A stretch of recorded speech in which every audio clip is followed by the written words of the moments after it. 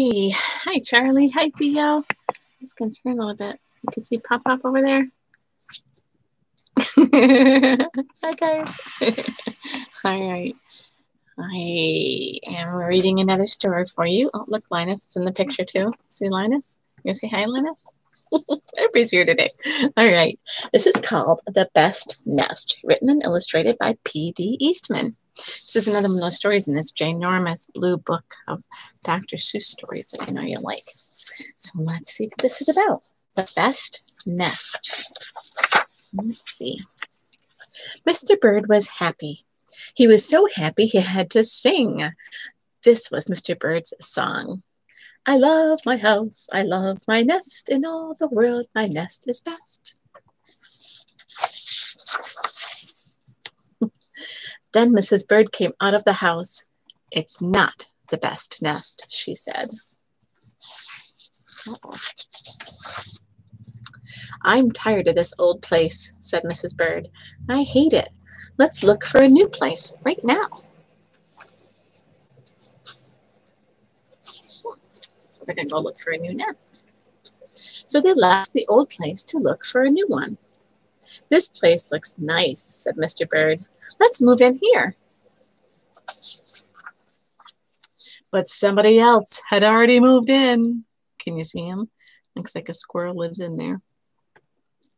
So they looked at another house. This one looks nice, said Mr. Bird. And there's nobody in it. See the shoe? You want to make a nest in the shoe. Uh-oh. What's that? Yep, there's a foot going in the shoe. You're wrong, said Mrs. Bird. This house belongs to a foot. So they went on looking. I like this one, said Mr. Bird. It has a pretty red flag on the roof even. Look at that. That's pretty. Do you think that'll be a good nest? I don't think so. It's a mailbox. Let's see. I've always wanted a house with a flag, said Mrs. Bird. Maybe this place will be all right. What do you think?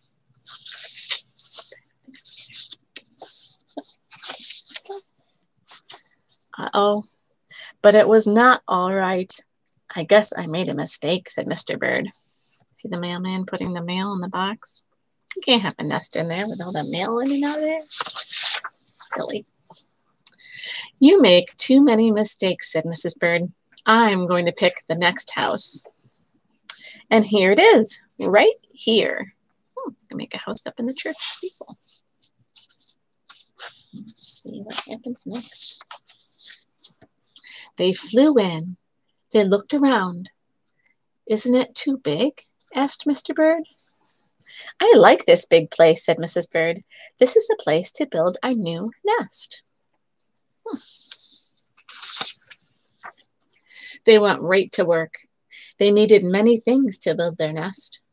First, they got some hay. Get the hay bales. Then they got some soda straws and broom straws. They even got a sweater string. Took somebody's string right off their sweater. They got some stocking string, like from their socks, and mattress stuffing.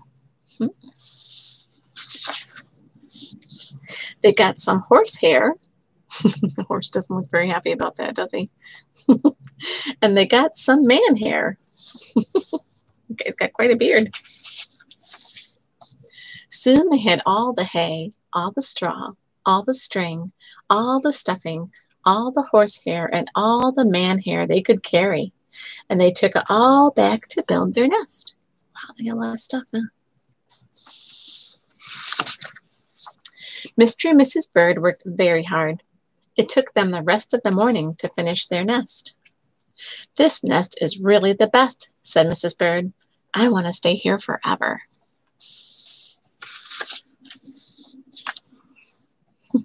Mr. Bird was very happy too. He flew to the top of his house and he sang his song again. I love our house, I love our nest, in all the world our nest is best. He was so busy singing, he didn't even see Mr. Parker coming. Every day at 12 o'clock, Mr. Parker came to the church. Mr. Parker came to pull a rope. The rope went up to the bird's new nest. I wonder what's going to happen. The rope rang the big bell right under Mrs. Bird's nest. Boom, boom, boom. Oh, no. Must be pretty noisy in her nest. Mrs. Bird got out of there as fast as she could fly. Boom, boom, boom.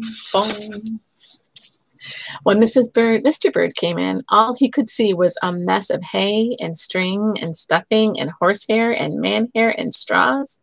Where was Mrs. Bird? I'll go look for her until I find her, said Mr. Bird. He looked high, he looked low, he looked everywhere for Mrs. Bird. Do you know where she is? I think I know where she is. Look, he looked down into a chimney, but Mrs. Bird wasn't there. He looked down into a water barrel, but Mrs. Bird wasn't there. Then he saw a big, fat cat. There was a big, fat smile on the fat cat's face. Uh-oh. There were some pretty brown feathers near the fat cat's mouth. Uh-oh. Mr. Bird began to cry. Oh, dear, this big, fat cat has eaten Mrs. Bird. I don't think so. Let's see if I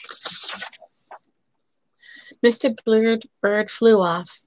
I'll never see Mrs. Bird again, he cried. It was getting dark. It began to rain, and it rained harder and harder. Mr. Bird could not see where he was going. Crash! Mr. Bird bumped into something. I wonder what it is. It was his old house. That old, old house that Mrs. Bird hated. I'll go inside, said Mr. Bird. I'll rest here until the rain stops. What do you think he's going to find inside? Mr. Bird went in, and there was Mrs. Bird, sitting there singing away.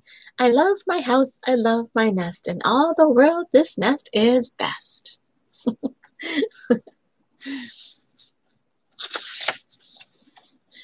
You, here, gasped Mr. Bird. I thought you hated this old nest.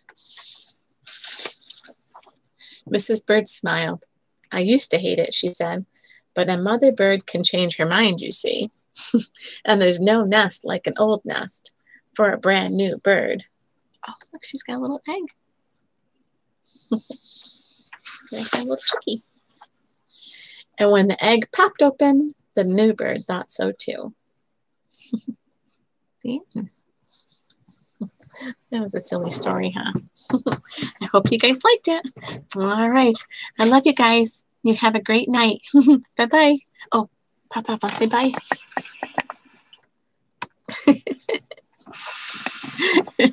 Bye, guys. Love you. Mwah.